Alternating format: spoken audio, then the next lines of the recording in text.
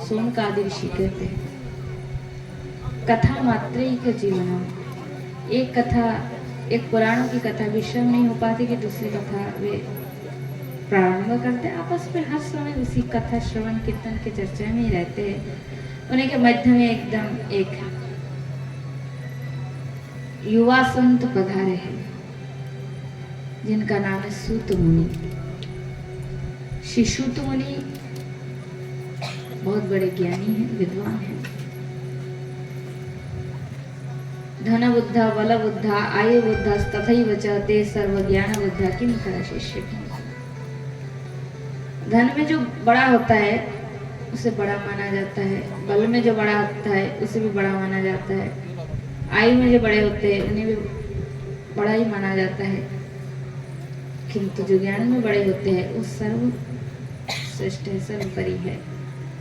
तो श्री शौनकादि ऋषियों ने सूत मुनि को विनय किया और कहा कि आप मानव कल्याण के लिए ऐसी कथा सुनाइए जिस कथा से जीव का कल्याण हो। और कथा ऐसी हो कि विस्तार, ज्यादा विस्तार नहीं, अल्प में हो, क्योंकि कलयुग के मनुष्य की जो बुद्धि तो खूब मोटे होंगे, उल्टा बुद्धि ज्यादा होंगे, सत्य में बिल्कुल रुचि नहीं होंगे, खूब चंचल होगा, आलस्य ज्यादा होंगे, धैर्य कम होगा। ये सब अवगुण कलयुग में 99% है, सद्गुण बहुत % कम। तो इसलिए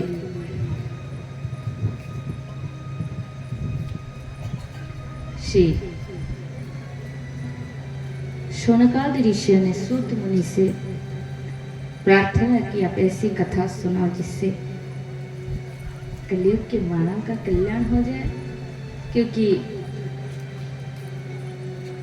कलयुग के मनुष्य की वृत्ति केवल असत में ज्यादा है। ये मानवा कुस्तु सर्वदा सदा दुराचरे रतात वर्तिना क्रोधाग्नि दग्धम कुटिलश्च कामिना। मनुष्य की स्वभाव ये कुटिल है, कामी है। तो चिंतामणि लोको सुखम सुरद सर्ग संपदम प्रयोच्छति गुरु प्रीत वैकुंठ योगी दुर्लभम। आप जैसे संत महात्मा की कृपा से वैकुंठ भी प्राप्त हो जाता है।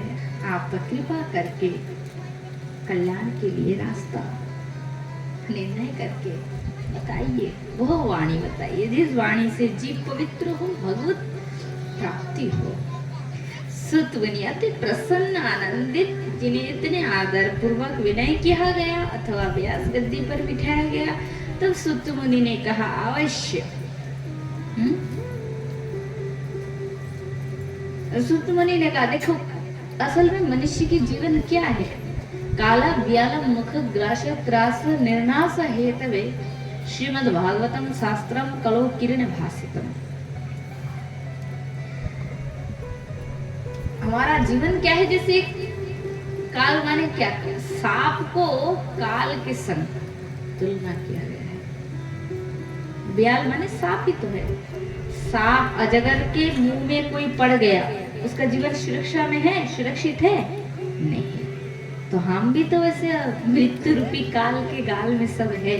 खाली मृत्यु देवता काल माने मृत्यु करके है, इसलिए खा रहे, पी रहे, जी रहे।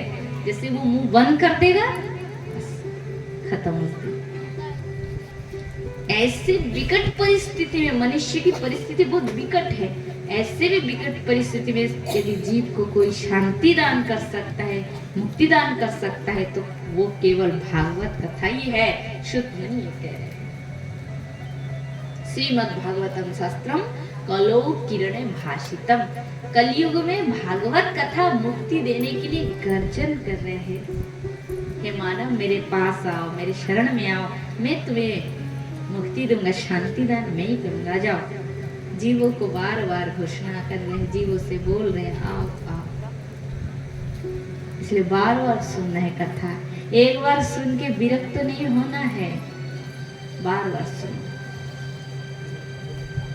एतस्मात् परम किंचिन मन शुद्धेन विद्धते जन्मांतर भवेत् पुण्यम तदा भागवतम शास्त्र लभेत्। बहु जन्म के पुण्य से भागवत कथा सुनने को मिलता है। ये द्वितीय श्लोक बता रहे हैं सुत मुनि जी। और तृतीय में कह रहे हैं परीक्षिते कथा वक्तुम शवान संस्थिते शुके शुके सुधा कुंभम वृद्ध देवास्तत्रम समागत। भागवत कथा जब श्री सुखदेव मुनि कह रहे थे परीक्षित से, तो देवता भी वहां आ गए थे। देवता ने कहा महाराज मतलब अमृत के कलश लेकर आया, और देवताओं ने कहा ये अमृत के जो कलश है ये परीक्षित को दे दीजिए और उसको पान कराने से अमर हो जाएगा, और उसके बदले में कथा सुनाई।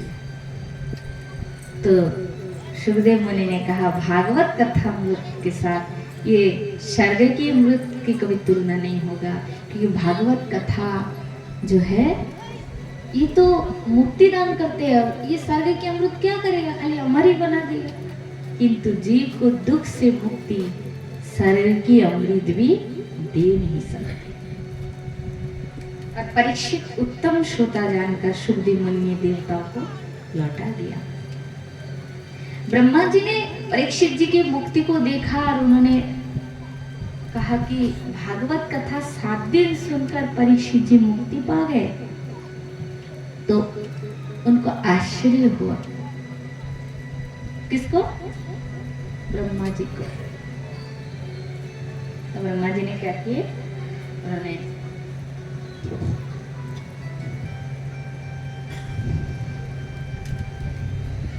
ब्रह्मा जी क्या किए, तराजू होते ना, तराजू हाथ में लिए और एक और विश्व ब्रह्मांड की समस्त साधना को ले लिए और दूसरी ओर भागवत को ले लिए। और जैसे भागवत को ले लिए तो भागवत जी अपनी गरिमा से, भागवत जी के 2 पल्ला होता है तराजू का, भागवत के पल्ला भारी हो गया और समस्त विश्व ब्रह्मांड की सब साधना के पल्ला हल्का पड़ गया। तो ब्रह्मा जी ने कहा देवताओं ये भागवत कुछ साधारण नहीं है, कोई साधारण वस्तु नहीं है, ये कोई पोथी नहीं है, कोई किताब नहीं है। तेनया वांगमया प्रतिमूर्ति प्रत्यक्ष वर्तते हरे, ये श्री कृष्ण का वांगमय स्वरूप है। ब्रह्मा जी ने तत्काल प्रणाम किया। तो भागवत की शिक्षा नारद मुनि ने ब्रह्मा जी जो उनके पिता है उनसे प्राप्त किया, किंतु साप्ताहिक विधि की ज्ञान नारद मुनि सनकादि से प्राप्त की। वो एक बार विशालापुरी में सनकादि गए, उन्हें कहा, उन्हें नारद मुनि का दर्शन हुआ, बड़े दुखी थे। बोले पूछा क्या हुआ, तो बोले पृथ्वी को सर्वश्रेष्ठ धाम समझकर बहुत तीर्थ में घूमा, गंगा गोदावरी जो है तीर्थ है, गोदावरी कावेरी आदि आदि तीर्थ में घूमे। नारद मुनि बहुत दुखी हो गए। हर जगह कलिकाल के प्रभाव से सत्यम नास्ति तपो शौचम दया धनम न बुद्धते उदरम भरिना जीवरा का कूटभाषी लोग हैं। दया नहीं, पवित्रता नहीं, दान नहीं, शौच नहीं, लोगों में खाली हिंसा, असत्यता, छल कपट, ये सब देख के मैं दुखी होकर वृंदावन की ओर गया, क्योंकि वह श्री हरि का नित्य धाम है। वहां जाकर जमुना किनारे देखा सुंदरी देवी बैठी है, वहां बहुत सी देवियां उनके पास सेवा कर रही है। 2 वृद्ध आदमी उनकी गोदी में मतलब सोए हुए लेटे हुए हैं। तो वो देखकर मैं दूर से देखा, मैं उसको कौतुक देखने के लिए वो पधारा। तो जैसे मैं वहां पधारा, मैं वहां गया और देखकर थोड़ा सा देखा क्या हो रहा है, मैं कुछ सोच समझ नहीं पाया क्या है। मतलब एक नारी रो रही है उनकी गोद में, 2 वृद्ध आदमी। तो मैं ऐसे देखा, मैं कुछ पूछा नहीं, वहां से जाने लगा। तो देवी मुझसे कहती है भो साधम खनम तिष्टम मश्चिंतम अपि नाशनम, हे महात्मा रह जाइए, मेरे दुख की कथा सुनकर मेरे दुख को दूर करने की कृपा कीजिए। तो मैंने उस देवी से नारद मुनि पूरी कथा सुना रहे सनकादि को।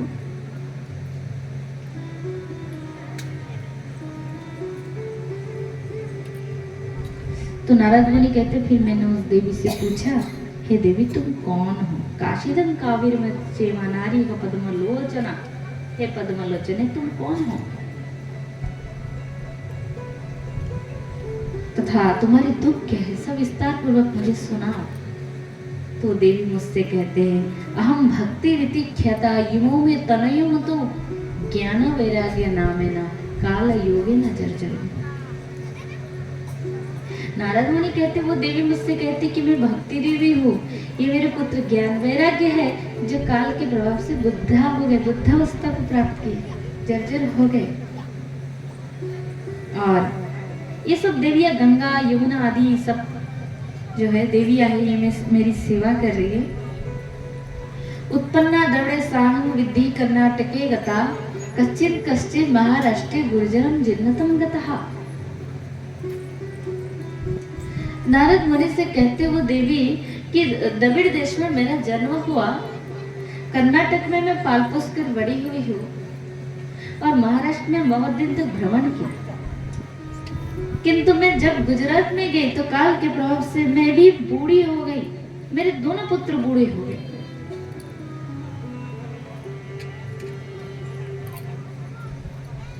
बहुत कष्ट वर्ष से मुनि मैं अपने दोनों पुत्र को लेकर श्री हरि के नित्य धाम वृंदावन में आ गई, किंतु धन्य वृंदावनम धाम भक्ति नेत्रते यत यत च। ये दिव्य वृंदावन धाम की क्या अपूर्व महिमा है। नारद मुनि से भक्ति देवी कहते हैं कि यहाँ आने से मैं पुनः अपने स्वरूप को प्राप्त हो गई, किंतु मेरे जो दो पुत्र है ज्ञान और वैराग्य बुढ़ापे के कारण मेरे गोद में अचेत अवस्था में पड़े हैं। मुनि मैं बहुत दुखी हूँ, होना चाहिए पुत्र तरुण और माता बूढ़ी, परंतु मैं यौवन सुंदरी हूँ और मेरे दोनों पुत्र वृद्धावस्था में मेरे गोद में पड़े। मेरे दुख को दूर कीजिए, क्या करूं मैं। तो नारद मुनि ने कहा, देवी तुम शोक मत करो, क्योंकि भगवान श्री कृष्ण वृंदावन में नित्य विराजमान करते हैं। द्रौपदी च परित्राणाय येन कौरव कस्मला, जो भगवान श्री कृष्ण देवी द्रौपदी के दुख को दूर किए, कौरवों को मारकर पांडवों को विजयता दान किए, वे कृष्ण भगवान कहीं नहीं गए। वृथा ख्येव अशेवालयः चिन्तातुरागतं श्री कृष्णं चरणं भजं स्मरं दुःखं गमिष्यति। दुख आए तो लोगों के पड़ोसी वाले से मत कहना ये हुआ, वो बस ऊपर से हाँ वो कह के फिर चले जाएंगे, कहेंगे अब तो घर में टाइम हो गया, संध्या की हो, ये काम की, झाड़ू करने की टाइम हो जाएगा तो टाइम पास करते, अपना काम हो जाएगा तो चले जाएंगे। ऐसे ही थोड़ा दुखड़ा सुनाते हैं, थोड़ी ना कोई किसी के दुख में अंतर से दुखी भी हो जाए तुम्हारे दुख को दूर कर सकते, यदि भी दुखी हो जाए दुख दूर कर सकते नहीं। इसलिए स्मरण दुखम गमेश्वती, श्री हरि का स्मरण करो। दुख आए तो खाली भगवान को बुलाओ, और ऐसे करते करते ऐसा अभ्यास करना कि सुख में भी भगवान का स्मरण बने ही रहे, तब जीवन बहुत उन्नतशील हो जाएगा। क्योंकि दुख और सुख दो भाई है, एक बार एक भाई आता है, कोई भी भाई टिकता नहीं है, एक आता है तो दूसरा दूर रहता है। यूं कहो कि दुख और सुख एक ही काल पुरुष का चरण है, एक बार एक चरण दुख तो दूसरा चरण फिर सुख। और हम लोग चलते कैसे हैं? ऐसे चलते हैं क्या? ऐसे नहीं, ऐसे चलते हैं ना। एक बार दाएं चरण बढ़ाते फिर बाएं, फिर दाएं फिर बाएं, ऐसे चलना होता है यूं चढ़ के। और ऐसे तो कूद के नहीं चलते, दोनों चरण को रख कर मेंढक जैसे नहीं। तो एक चरण सुख काल का तो दूसरा चरण दुख, कोई भी टिकेगा नहीं। सुख भी आएगा वो भी चला जाता है, पर दुख भी आने से वो भी चला जाता है। इसको जानने जो जान जाता है इस रहस्य को, वो दुख में कभी विचलित नहीं होता है। वो जान जाता है कि दुख आया है तो क्या हुआ, विराट रूप में वो रहेगा नहीं। आज मुझे कष्ट हो रहे हैं, मुझे इस बात को धैर्य धारण करना है कि नहीं, ठीक हो जाएगा, ठीक हो जाएगा, सब ठीक हो जाएगा, सब नॉर्मल है। क्यों? क्योंकि समय परिवर्तनशील है। तो महाराज अब भक्ति महारानी को बड़ी सुंदर शिक्षा दी नारद मुनि ने। उन्होंने उपनिषद वेद गीता के मंत्र का पाठ किया, किंतु भक्ति देवी के दोनों पुत्र स्वस्थता प्राप्त नहीं किए। तब उसी समय आकाशवाणी हुआ कि है नारद मुनि, तुम किसी संत के दर्शन की अपेक्षा करो तो तुम्हें वो उपाय मिलेगा।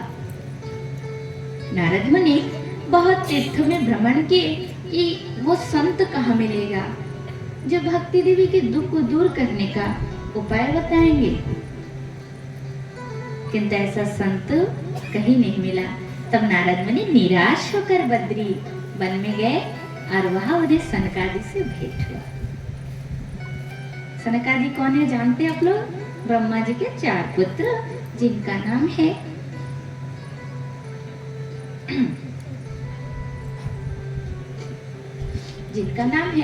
सनक, सनंदन, सनातन, सनातन।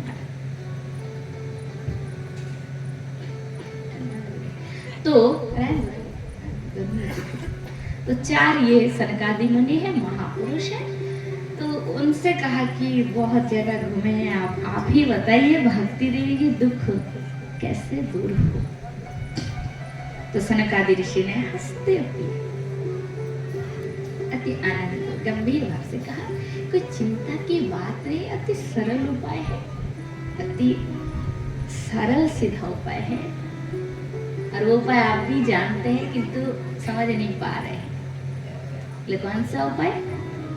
श्रीमद् भागवत कथा के पाठ मात्र से, कीर्तन मात्र से भक्ति देवी के समस्त दुख दूर हो जाएंगे। नारद मुनि आश्चर्य है तो मैं भी जानता था, किंतु मैंने तो सोचा इससे थोड़ी ना होगा। बोले क्यों? बोले हाँ, भागवत से कैसे हो सकता है ठीक? वेद पढ़ा, उपनिषद पढ़े, गीता पढ़े, कुछ नहीं हो तो भागवत से कैसे होंगी? और भागवत तो वेद से आया है। तो सनकादि ऋषि कहते हैं, नारद मुनि देखो, पेड़ पे ही फल होता है ना? पेड़ में ही फल आता है, किंतु फल में जो स्वाद है वो पेड़ में नहीं है। डली को चबाओ, पत्ते को चबाओ, फूल को चबाओ, फल में जो स्वाद है वो क्या पत्ते फूलों में है? नहीं है। अभी तो भागवत, वेद के बिना भागवत नहीं है, किंतु भागवत में जो है वो वेद में नहीं है। बिना दूध के माखन, घी नहीं बनते हैं, किंतु घी में जो स्वाद है, माखन में जो स्वाद है वो दूध में नहीं है। नारद मुनि ने कहा ठीक ठीक ठीक, वाह आप समझ गए, ठीक है। तो क्या करें फिर, कैसे क्या करें, कैसे आयोजन वगैरह करना है, क्या करने से कैसे क्या होगा बताइए। ये भक्ति महारानी वृंदावन में है। तो उसी समय श्री सनकादि ने कहा काम करते हैं, हम लोग बद्री धाम में हैं और भक्ति देवी वृंदावन में है, और उसी की जो मिडिल पॉइंट, बीच स्थान है, उसे कहते हैं हरिद्वार। तो हरिद्वार के आनंद नाम घाट पे कथा का आयोजन। हम भी आगे जाए और ये भी थोड़ा पीछे आ जाए।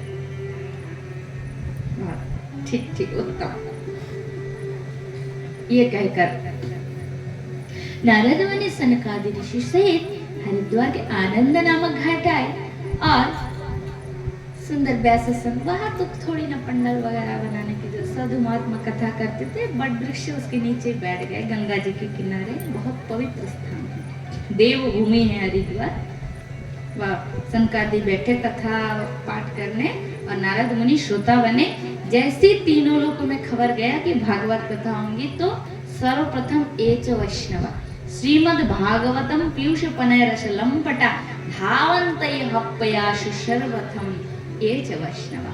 विष्णु भक्त जितने हैं भागवत कथा सुनने, सब वहां पहुंच गए। विगुरु वशिष्ठ च्यवनश्च गौतम मेधाते थे देवल देवरात, समस्त ऋषि मुनि पधारे भागवत कथा सुनने। केवल ऋषि मुनि नहीं, उनकी पत्नी, उनके शिष्य, उनके बच्चे, और जो आना नहीं चाह रहे थे उनको भी मतलब थोड़ा मना के रेडी तैयार करके, अरे चलो चलो सुनो, ये कथा बहुत मिलवान है। समझा बुझा के कथा में लेकर आए। तो भागवत कथा सनकादि कह रहे सदा से सुंदर कथा हो रही है। क्या कह रहे सनकादि? सदा सेव्यम श्रीमद् भागवती कथा। इस कथा को सुनो बार बार, ये कह रहे हैं। और कह रहे सकल भुवन मध्य निर्धनास्ते अपिदिन्ना निवसति हृदय श्री हरिर भक्ति रेखा। दुनिया में धनवान व्यक्ति सबसे वही है जिसके हृदय में श्री कृष्ण हर समय वास करता है। और श्री कृष्ण किसके हृदय में रहते हैं? जिसके हृदय में कृष्ण की विशुद्ध भक्ति रहती है। क्योंकि भक्ति रूपी डोरी से ही भगवान को भक्त बांधते हैं। क्योंकि भगवान किसी के हृदय में नहीं तो रहेगा नहीं। भगवान स्वतंत्र है ना, उनको कौन बांधेगा? उसकी मर्जी, वो जहाँ जाए जहाँ आए। तो भक्ति रूपी डोरी से तुम भगवान को अपने पास बांध सकते हो। कथा हो रही थी, इतने में भक्ति महारानी प्रकट हो गई है। बोलिए भक्ति महारानी की जय, ज्ञान वैराग्य की जय, जय श्री राधे श्याम। नृत्य कर रहे प्रकट होकर लोगों ने कहा देखो भक्ति देवी आई है। अरे अरे ये कैसे संभव हो गया? तो सनकादि ने कहा ये भागवत की दिव्य प्रभाव से भक्ति महारानी और उनके दोनों पुत्र स्वस्थ होकर देखो किस नृत्य कर रहे हैं। और जहां भक्ति आती है वहां क्या भगवान को आने में देर लगता है? भगवान भी साक्षात प्रकट हो गए।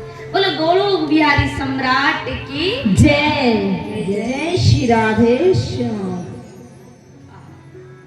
प्रहलादस्तालधारी तरलगति तथा च उद्धव काश्यधारी बिनाधारी शर ऋषि शरकुशल तैराग कर्तार्जुनो बहुत इंद्रोवादिन मदंग जय जय सुकर कीर्तनाते कुमारा यत्तग्रे भाव तनया व्यासपुत्रम बभूव। समस्त विष्णु भगवान के मेरे कृष्ण के पार्षद प्रहलाद करताल बजा रहे, नारद मुनि बीना बजा रहे, उद्धव जी काशा बजा रहे, सनकादि जय घोष कर रहे। मैंने एक आनंद हो गया, जय जयकार हो रहे, ध्वनि हो रहे, शंख ध्वनि, उलूद ध्वनि, ये सब दिव्य ध्वनि प्रकट हो गए। आप लोग भी थोड़ा उलू बजा दीजिए माता लोग, कर दो। बोले वृंदावन बिहारी लाल की जय, जय जय श्री राधे श्याम।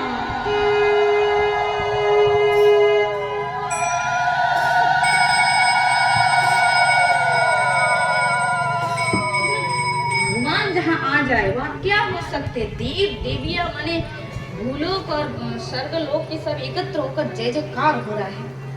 भगवान ने कहा तुम सबसे प्रसन्न हो पर मांगो। मुनियों ने कहा मुझे क्या चाहिए? सबको क्या चाहिए? प्रभु हम तो वैरागी साधु संत है, बस जहाँ भागवत कथा हो ऐसी प्रेम की धारा बहे, आप प्रकट हो जाइए, सब मानव पर कृपा बरसाई रखिए। भगवान ने कहा तथास्तु। भगवान वहां से अंतर्धान हो गए। नारद मुनि ने सुंदर प्रश्न किया सनकादि से और बोले महाराज ये बताइए कि भागवत की कथा कैसे कैसे मनुष्य को पवित्र करते हैं? बोले ऐसा प्रश्न क्यों? तो बोले इसलिए कि कोई साधु, कोई महात्मा भागवत कथा सुनकर मुक्ति पा रही है, कोई बड़ी बात नहीं है। क्या भागवत कथा किसी पापी को उद्धार कर सकते हैं क्या? किसी दुष्ट मनुष्य को सुधरा सकते हैं क्या भागवत कथा? किसी अधम व्यक्ति का पार लगा सकते हैं क्या? तो सनकादि हंस पड़े और उन्होंने कहा कि अवश्य क्यों नहीं। नारद मुनि का भी वैसे वास्तव में इनका प्रश्न नहीं, ये जीवों के लिए उन्होंने प्रश्न किया। भी तो जानते हैं नारद मुनि भी बहुत बड़े ज्ञानी हैं। कामी, क्रोधी, लोभी हर मनुष्य के पाप को नष्ट कर देता है। और बोले खाली इतना नहीं, जिसने पाप करते करते मर गया और मरने के बाद भूत बन गया, ऐसे भूतों का भी उद्धार करा देते हैं भागवत कथा। बोले क्या सच में? बोले हाँ। विश्वास नहीं होता है तो सुनो। तुंगभद्रा के नदी के किनारे नगर बसा था। उस नगर में आत्मदेव नामक पंडित जी रहते थे। पंडित जी धनी थे, हाँ धनी थे, पत्नी थी, किंतु घर में संतान नहीं था। बेचारे बहुत दुखी थे, बहुत पुण्य आदि किए, पुत्र नहीं हुआ तो दुखी होकर जंगल चले गए, मरने के लिए विचार किए। किंतु वहां से एक संत जा रहे थे, उन्होंने रोक दिया। बोले क्यों? आत्महत्या कर रहे हो, ये तो बहुत पाप है। दुखी होकर बोले क्या करे महाराज, पुत्रहीन जीवन को धिक्कार है, मैं रखना नहीं चाहता हूँ। हमारे घर में जो गाय है वो भी बछड़ा नहीं देती, घर में जो पेड़ है उसमें भी फल नहीं आता, मैं जीना नहीं चाहता हूँ, मेरा भी संतान है। संत ने समझा पुत्र से क्या करोगे, वो भी सुख नहीं देता है, भजन करो। उसने कहा नहीं, मुझसे संभव नहीं, एक पुत्र के बिना संसार में मुझे सब कुछ निराश लगता है, सब सुखों में भी मुझे दुख दिखता है। साधु संत ने सोचा चलो दे देते पुत्र की। अब जिसको जिस वस्तु में मतलब वस्तु के प्रति आकर्षण है उसको वो देना चाहिए। क्यों? उससे जब दुख होगा ना तभी उससे वैराग्य आएगा, इसके पहले। रसगुल्ला ज्यादा खाना चाहते खाओ डेली किलो किलो, जब डायबिटीज हो जाएंगे अपने आप विरक्त आ जाएगा। तो वैसे भोग करने से ही उस भोगों में जब तृष्णा आएगी तभी वैराग्य आएगा, उसके पहले नहीं। इसलिए दे दो, ये सोचकर उन्होंने फल दे दिया। ले जाओ पत्नी को खिला देना, उत्तम व्रत पालन करने के लिए कहना, हो जाएगा संतान, कोई बात नहीं, मामूली वस्तु है। फल लेकर ब्राह्मण देवता घर गए और पत्नी को दिखा देना और सुनो उत्तम व्रत का पालन करना तो तुम्हें पुत्र मिल जाएगा, संतान प्राप्त होगा। किंतु धुंधुली बड़ी दुष्ट स्वभाव की थी, कुटिल नारी थी, उसने उस फल को नहीं खाई और उसने अपनी सहेली को बताई ये फल खाने से गर्भ हो जाएंगे जो मुझे प्रिय नहीं रखती। किंतु पति से मिथ्या झूठ कहने से वो बहुत चिंतित थी कि फिर तो बाद में पता चल जाएंगे तो क्या होगा। तो धुंधुली की अपनी बहन थी, उसको सब बताई। उसकी बहन ने कहा कि तू चिंता मत कर, देख मेरी एक बात सुन, वो है कि मैं गर्भवती हूँ, मेरा जो संतान होगा वो मैं तुझे दे दूंगी और उसके बदले में तू मेरे पति को कुछ धन दे देना, बस इससे वो राजी हो जाएंगे। तो धुंधुली ने कहा ठीक है ऐसा ही करेंगे। फिर तो अब मैं क्या करूं?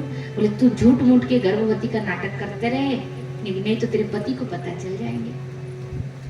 धुंधुली ने कहा ठीक है वैसे ही करेंगे। तो उसने कहा फिर ये फल क्या करेंगे? तो धुंधुली की बहन ने कही कि सुन, चल इस फल को तेरे घर के गाय को खिला देते हैं, देखते हैं इसके साधु के वचनों में क्या होता है कि नहीं होता है, तो पता चलेगा। तो उसके बहन और वो मिलकर वही किया, आपस में ऐसे ही योजना बनाई और फल को लेकर गाय को खिला दी। तो सनकादि कहते हैं नारद जी से, नारद मुनि समय से उसकी बहन ने एक पुत्र को जन्म दिया और रात्रि के समय उसकी बहन उस पुत्र को लेकर धुंधुली को दे दिया। और धुंधुली भी बहुत सारे धन को इकट्ठा करके रखी थी, उस धन के थैली को पुटले को उसकी बहन को देकर रातों रात विदा कर दी। और सवेरा हुआ तो पंडित जी आए, उनको कहा घर में पुत्र हुआ, खुशियां मनाओ। तो ब्राह्मण बहुत आनंदित हुए, मेरे घर पुत्र हुआ। बालक के संस्कार जहाँ संस्कार कराए और फिर उत्सव करने लगे, दान आदि करने लगे। धुंधुली प्रसन्न होकर अपना पुत्र का नाम धुंधुकारी रखती और उसकी बहन को भी रख लिए दूध पान कराने के लिए। उसके पति से कहा कि मैं बहुत शरीर मेरा ठीक नहीं है, अपनी बहन को रख लो सेवा के लिए। तो उसकी बहन को भी रख ली। बहुत चालाकी से पूरी योजना की है धुंधुली ने। श्री नारद शनकादि कहते हैं नारद मुनि से कि हे मुनि, समय से उस गाय ने भी एक पुत्र को जन्म दिया, परंतु वो पुत्र जो था वो दिखने में मनुष्य जैसा था।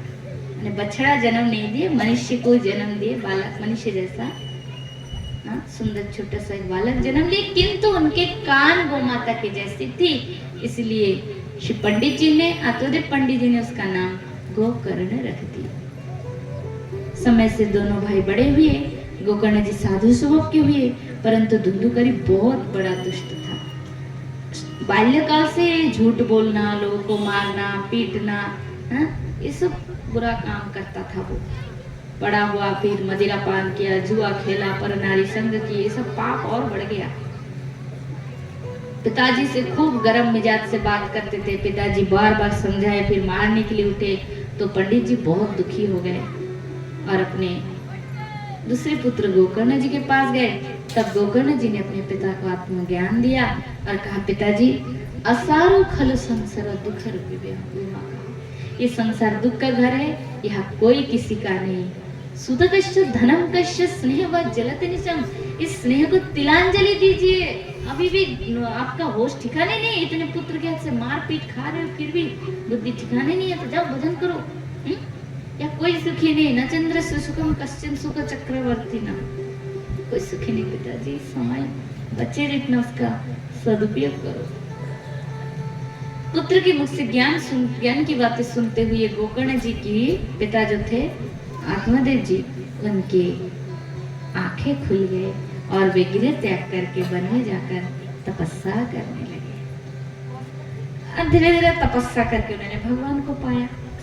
इधर धुंधुकारी का जो पाप करना और बढ़ गया। उसने धन के लिए उसकी माँ को भी एक दिन बहुत मारा और उसके माँ मार खाकर कुआं में कूदकर अपना प्राण त्याग कर दिया।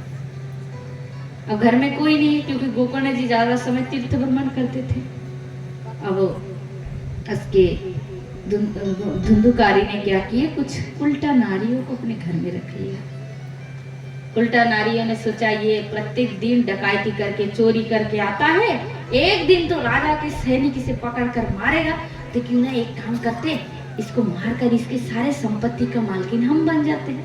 रात्रि के समय जब वो धुंधुकारी वो आदमी सो रहा था ना, तो उन स्त्रियों ने क्या किया, उसके गले में रस्सी बांध ली और खींचे खींचे, जोर से खींचे, फिर भी प्राण नहीं निकल रहा था उसका।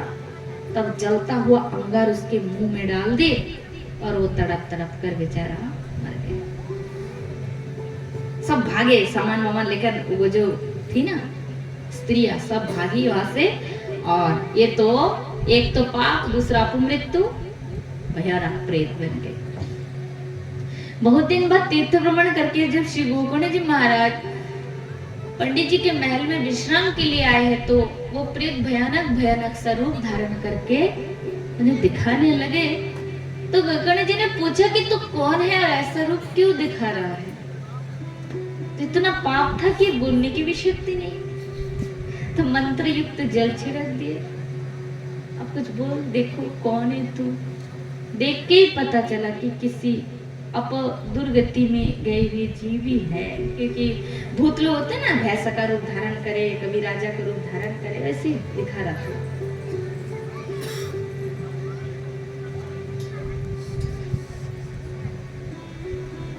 तो जैसे मंत्रित जल छिड़क दिए तो रोने लगे और रोते हुए उसने कहा, भाई हम आपके छोटे भाई जो है धुंधुकारी हैं, उन स्त्रियों ने मुझे तड़पा तड़पा कर मार दिए भैया, मैं प्रेत योनि में चला गया। प्रेत योनि का कष्ट मुझसे बिल्कुल सहन नहीं हो रहा है।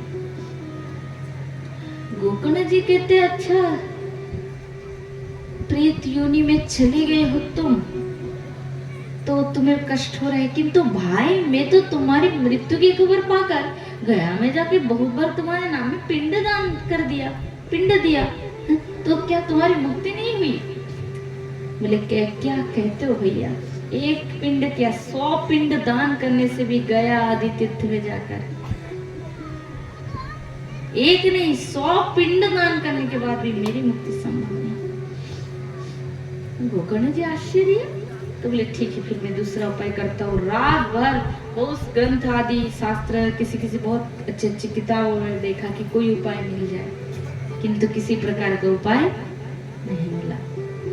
अंत में प्रभात हो गया तो श्री नारायण भगवान की शरण ली। श्री नारायण भगवान प्रकट होकर गोकर्ण जी से कहा कि केवल श्रीमद् भागवत कथा से तुम्हारे भाई की मुक्ति हो जाएंगे। तो गोकर्ण जी आनंदित हुए, बस इतना छोटा सरल उपाय, वाह मैंने तो सोचा भी नहीं कितना सुंदर उपाय बताएंगे। तो गोकर्ण जी अति आनंदित होकर भागवत कथा के लिए वे उद्यत हुए, तैयार हुए, आसपास के गांव में निमंत्रण किए, कार्तिक महीना शुक्ल पक्ष नवमी तिथि के दिन भागवत की कथा करने के लिए व्यासासन पर बैठे। अब वो जो प्रेत था उसको भी निमंत्रण किए थे, पर वो हवा रूप थे, वायु उसको उड़ाकर ले जाता है। कैसे कथा सुने? तब उसको एक 7 गाड़ वाले बांस दिखाई दिए, उसमें जाकर बैठ गए। अब पहले दिन की कथा में पहला गाड़, दूसरे दिन की कथा में दूसरा गाड़, ऐसे करते करते 7 गाड़ फटकर अब वो प्रेत योनि से मुक्त हो गए। विमान आया, भगवान के रूप प्राप्त हुए, जाने वाले थे। तब गोकर्ण जी ने पार्षद से कहा कि महाराज आप एक ही विमान क्यों लाए हैं? भागवत कथा केवल मेरे भाई नहीं, हजार लोगों ने भी सुना है, तो और विमान कहाँ है? क्योंकि सबने सुना तो सबके लिए होना चाहिए था विमान। पार्षद ने कहा महाराज होना तो चाहिए था, किंतु श्रवण में जब भेद होता है तो फल में भी भेद हो जाता है। श्रवणस्य विविधनम फलवेदस्तु संस्थितः। जब श्रवण में भेद होता है तो फल में भी भेद हो जाता है। इस प्रेत ने जिस प्रकार एकनिष्ठ होकर श्रवण मनन निरध्यासन की है, अन्य लोगों ने वैसा नहीं किए। भागवत कथा श्रवण के 7 दिन व्रत, जैसे हम लोग नवरात्रि में व्रत करते ना, ऐसे व्रत पूर्वक रहना चाहिए हम लोगों को। वैसे तो उपवास रहने का नियम है, किंतु आजकल नहीं हो सकता है, अन्नगत प्राण है ना, तो शाकाहारी शुद्ध अन्न लो और काम क्रोध लोभ आदि का सेवन मत करो, नाम जप करो खूब। बाकी टाइम और जो सुने हो उसको एक बार चिंतन करना। तो इस प्रकार उत्तम भाव से 7 दिन कथा सुनने से उसके लिए अंत में विमान आता है। कहाँ से आते हैं विमान? भगवान के लोक से। उसके लिए विमान आता है मृत्यु के समय, और वो विमान में भगवान के पास चले जाते हैं। अच्छा, तो गोकर्ण जी बहुत आनंदित हुए। कोई बात नहीं, जब तक लोगों ने गलती किया तो इनके लिए विमान नहीं आए। अब ये ठहरे साधु थे, उन्होंने हार नहीं माना। उन्होंने लोगों से कहा कि फिर भागवत कथा के आयोजन होंगे, और फिर कथा हुई। और इस बार लोगों ने गलती नहीं किया, उत्तम भाव से मनन चिंतन निरध्यासन की है, और कथा के अंत में हजारों विमान उस पंडाल में प्रकट हो गए। भगवान आकर्षण का ध्वनि किए और गोकर्ण जी महाराज का हृदय से लगाए और कहा तुम्हारे जैसे भक्त के कारण आज सब मुक्त हो रहे हैं। तब इस प्रकार सब दिव्य धाम चले गए भगवान की कथा से। इसलिए भागवत की कथा को साधारण मत समझना। जो कराता है, जो कहता है और जो सुनता है, तीनों को अंत समय भगवान के चरणों में स्थान मिल जाता है। एक बार बोला राधे राधे। तो आइए भजन करते हैं।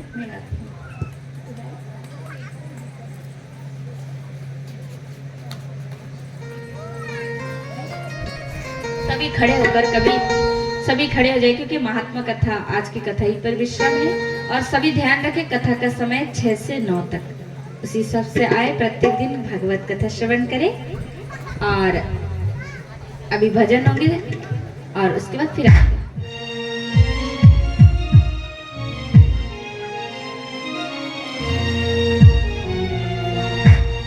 साबली सूरत में मोहन